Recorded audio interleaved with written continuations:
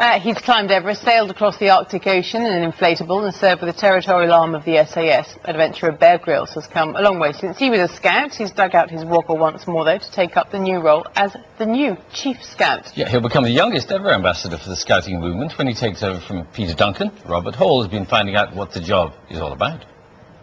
He already symbolises a world of adventure, but Bear Grylls is about to come face to face with those who'll formally welcome him as a national leader in the world's largest youth organisation, the 10th man to follow Scouting's founder. In the years after Robert Baden-Powell's death, the job of Chief Scout was rather more formal. The movement's leaders tended to be recruited from the older generation, statesmen, retired military officers, respected, but somewhat aloof. Take back to your own homes and your own troops memories of this service in which we have all been privileged to take part today.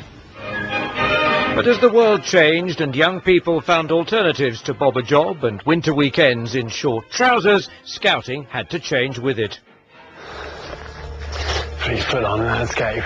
Enter the youngest Chief Scout ever, 34, with service in the SAS and a thirst for challenges, whether on mountain peaks or the freezing waters of underground caves. A public figure who must now inspire over 500,000 UK Scouts and the volunteers who lead them. There's definitely a river. I love scouting. I love being out there messing around and climbing stuff and having adventures with good friends, and that's essentially what scouting is about. So I'm bringing myself, my job, my enthusiasm, and hopefully we'll have loads of fun in the process. And don't look down. It's early days, but some need no convincing. And we've now got Chief Scouts who are really down to earth and are going to do activities with Scouts. It's really good for us to have such an important role model in the organisation. People know about him and know how adventurous he is. And it seems that adventure has already begun. Robert Hall, BBC News. And we'll be talking to Bear Grylls later on the programme. He's hoping to encourage more adult volunteers into the scouting movement because there's a huge waiting list, apparently. Thousands of people waiting to get on, but there aren't enough supervisors. Actually, yes, exactly. He needs to be encouraging more adults to come and, as you say, supervise. Would you be tempted to volunteer? Let us know what you think on 03700 100 125. And the email address is bbcbreakfast@bbc.co.uk. And text 61124.